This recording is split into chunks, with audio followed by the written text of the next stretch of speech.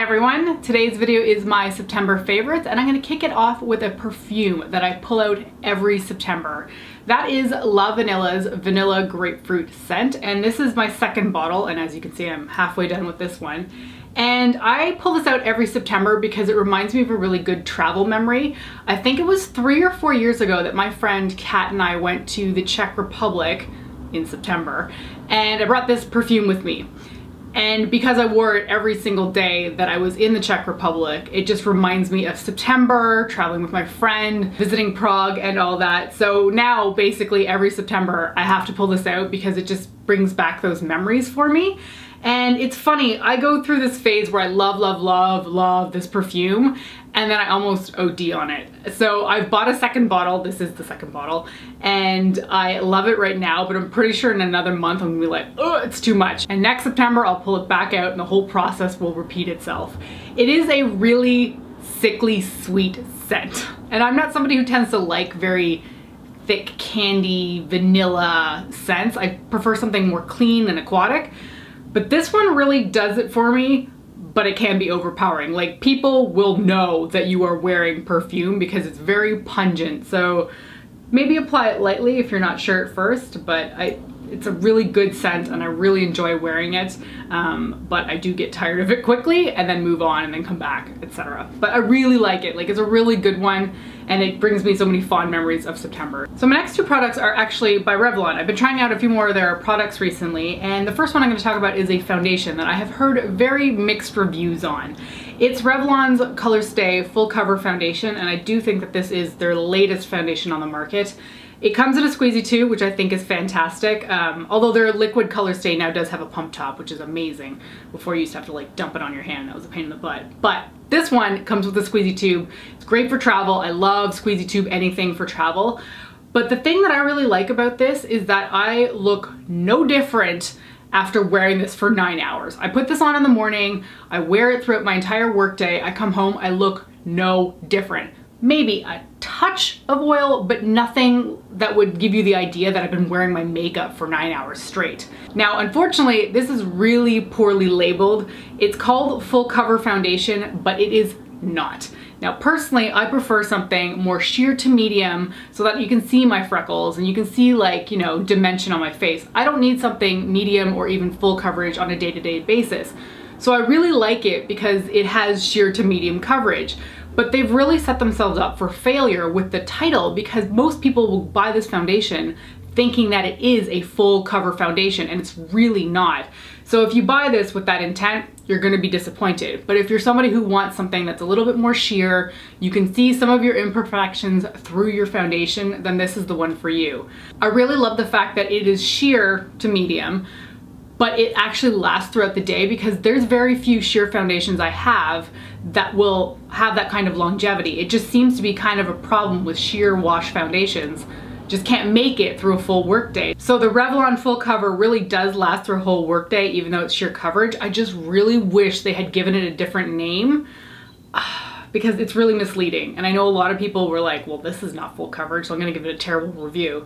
And in that sense, if you're expecting full coverage, yeah, I would expect you to be fairly disappointed with this product. For me, it works how I want it to work, even though it's not what it says it is. The next product is another one by Revlon, and I am so surprised with how much I like this thing. This is the Revlon Photo Ready Galaxy Dream Holographic Highlighting Palette. Now, first thing, it's not holographic. No makeup is actually holographic unless it's glitter, so don't be misled by that. You will not see the rainbow spectrum in this palette, but you will get 4 different colored highlighters that reflect like a green or a pink. And I was so pleased with this because differently colored highlighters don't really exist at the drugstore. You can find a few single pan ones, but a palette is almost out of the question. In fact, I can't even think of one by any brand at the drugstore. But Revlon has it now. So that's really exciting. You get a silver, you get a more purple sheen, a green, and something that's more of a peachy pink. I will say that the purple and the pink look a little bit similar on the face, but the green is really loud and it's really, really pretty. And the silver is surprisingly good too. I thought this silver was gonna look like this awful like silver streak on my face. But when you buff it in, it shears out and it looks like more of luminescent silver. It's so pretty. And the other thing I need to mention is that the two pink purple ones are such a different texture for a colorful highlighter. They are more like a matte sheen.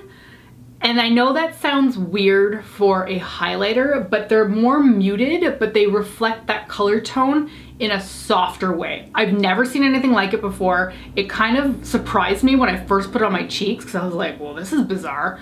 But it has more of that lit from within but colorful look. Now, of course, it's not like a natural lit from within color. I mean, no one here has a highlighter that is natural, that's a green or a pink, but there's something really different about the texture of this one that looks completely different from any other colorful highlighters that I have, and I've really been pleased with it. The only thing I find a little bit off-putting with this though is that in Canada, this is 20 bucks, which is fine for a drugstore palette. Revlon does tend to be a little bit more expensive, but I looked up the US price of this and it's like 8 bucks.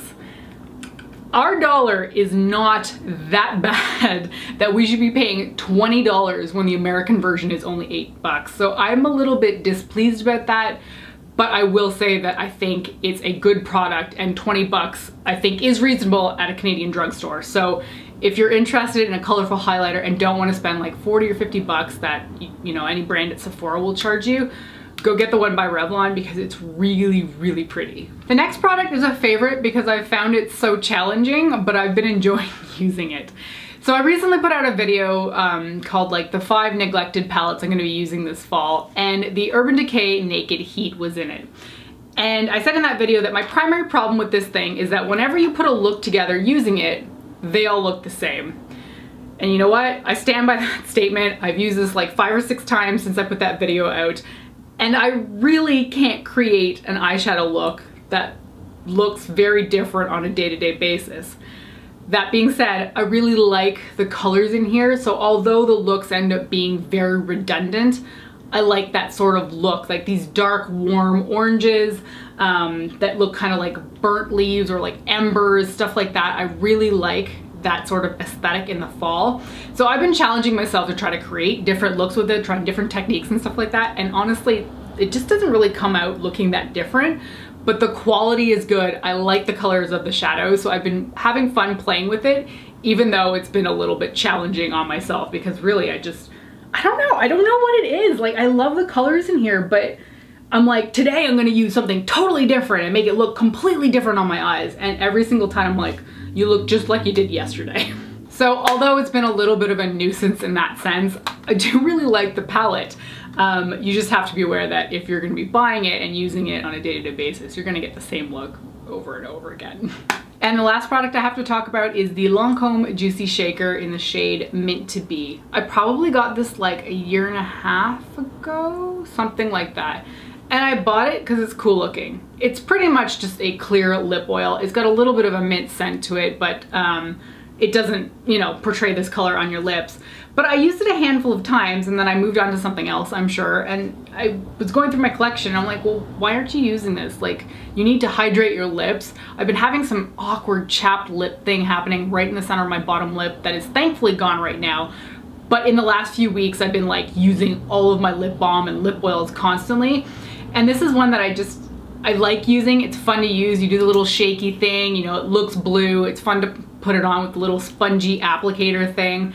And I've just been putting it on in the morning before I go to work and as I'm doing my makeup. And it's just great for hydrating the lips and adding a little bit more oil and whatever the heck else is in here that is helpful to the lips. It's fun to use is basically where I'm going with this.